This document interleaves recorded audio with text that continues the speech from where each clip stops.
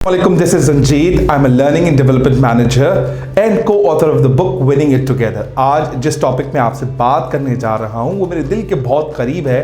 क्यों करीब है? क्योंकि मैंने इस ग्रो मॉडल से बहुत सारे लोगों की जिंदगियाँ ट्रांसफॉर्म की हैं। तो ये रिक्वेस्ट बहुत सारे मेरे स्टूडेंट रिक्वेस्ट की गई कि मैं इसको मज़ीद एलाबोरेट करूं। जो लोग मुझसे पर्सनली मिलते हैं तो मैं उनके सामने ये पूरा डॉक्यूमेंट शेयर कर रहा होता हूं। I am really thankful to Qaiser Abbas जिन्होंने मुझे ये टूल सिखाया। उनका टूल है DARE, लेकिन मैंने थोड़ा सा इसका जो प्रीवियस वर्जन है ग्रो मॉडल मैं पहले भी यूज़ करता था। अब मैं पहले आपको ग्रो मॉडल के बारे में पढ़ाऊंगा और मॉडल की भी डिटेल्स फराहम करूंगा ताकि आपको जितना फ़ायदा मेरी ज़ात से हो सके मेरे लिए इतना बेहतर होगा।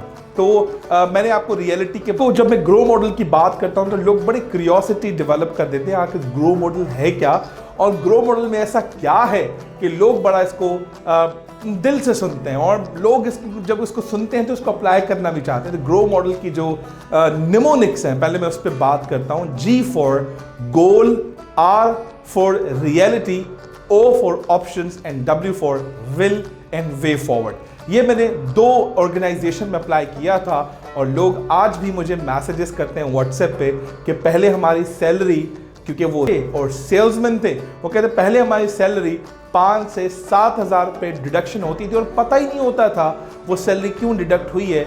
लेकिन जब आपने ग्रो मॉडल हम पे पढ़ाया, हम पे अप्लाई किया और इसके बाद हमारी सैलरी पूरी आने स्टार्ट हो गई।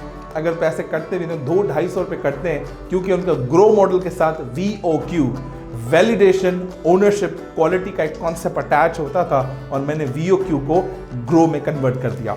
बेसिकली ग्रो में होता क्या है, 2 सबसे पहले इंपॉर्टेंट क्वेश्चन है, मैं आपको रीड करता हूं और उसी के आंसर से इस पूरे सेशन को आज लेकर जाएंगे। आज मेरे साथ एक कोची मौजूद है और मैंने कोची को कहा मैं तुम्हारा चेहरा नहीं दिखाऊंगा लेकिन पूरा मॉडल आप पे अप्लाई, क्योंकि मैंने उनसे इजाज़त दिया, इन पे अप्लाई करने के बाद आपको लर्न करवाऊंगा कि आप अपने ग्रो मॉडल को कैसे अप्लाई करेंगे। और अगर आपको नीड होती है मुझसे बात करने में तो आप कभी भी बात कर सकते हैं। तो question number 1, asking the right coaching questions.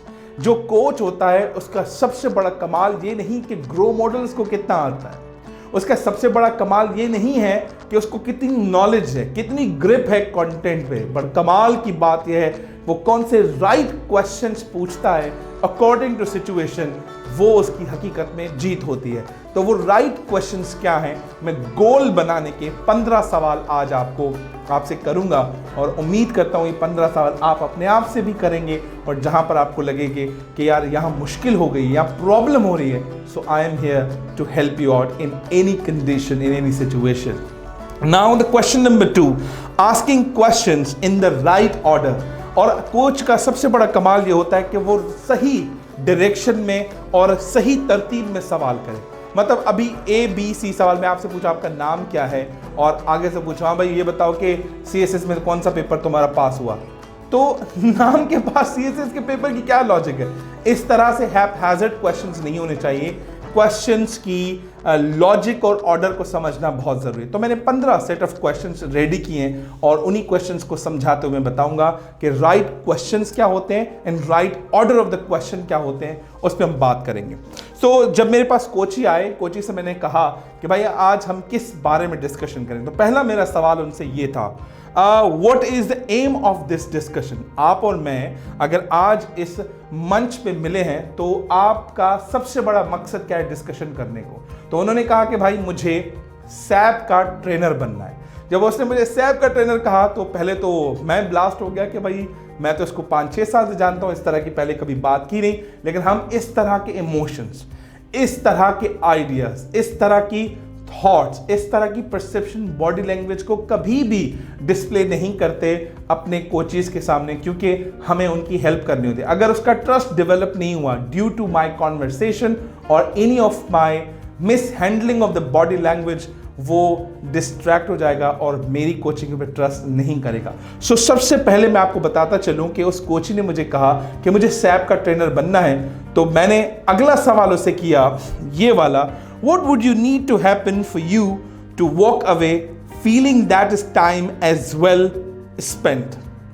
तो मैंने उससे कहा कि आज हम ऐसा क्या करें कि हमारा बेहतर से बेहतर टाइम आपके साथ स्पेंड हो, हम किस तरह की गुफ्तगू करें। तो मुझे पता तो था वो सैप के अलावा किसी पे बात नहीं करेगा, लेकिन जब कोचेस हमारे पास आते हैं तो वो चीज़ कुछ एक एक्सप्लेन करना चाहते हैं, दिमाग में उनके कुछ और होता है, दोस्त उसको 4-5 चीज़ें बताते हैं, कंपनी वाले उसको 15 चीज़ें बताते हैं, और जिन दोस्तों के साथ उठता बैठता है वो कुछ और बताते हैं। सो एक इंसान जो है वो पूरी दुनिया जैसे एक वेब बन चुकी है, वो एक इंसान भी वेब के चक्रों में फंस चुका होता है, तो हम कोचेस उनकी हेल्प कर रहे होते हैं। सो उनसे third question, if I could grant you a wish for this session would it be. फिर मैंने ऐसे कहा कि अगर मैं तुम्हें इजाज़त देता हूँ कि तुम्हारी कौन सी ख्वाहिश है इस सेशन से जो तुम लेकर जाओगे या जो तुम रिजल्ट इससे हासिल करोगे, तो उसने कहा सर पहले तो मैं सैप का ट्रेनर बनना चाहता हूँ। इस वक्त मैं एक ऑर्गेनाइजेशन में काम कर रहा हूँ, वहाँ पर मैं सुपरवाइज़र हूँ,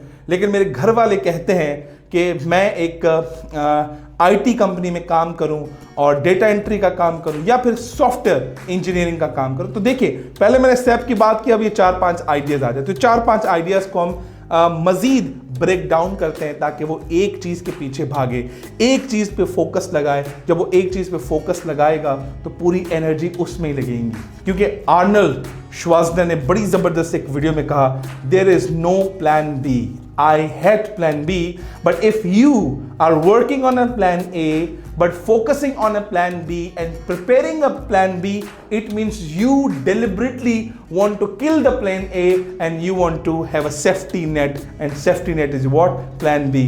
अगर आपके पास plan B है तो इसका मतलब plan A पे आप काम ही नहीं करना चाहते। हम कोचेस का काम ये होता है कि हम आपको plan A बनवाएं, plan A पे काम करवाएं, उस पे फोकस करवाए और वही चीज आपको हासिल करने में आपकी मदद करें। So another question number 4, what would you like to happen that is not happening now, और what would you like not to happen that is happening now.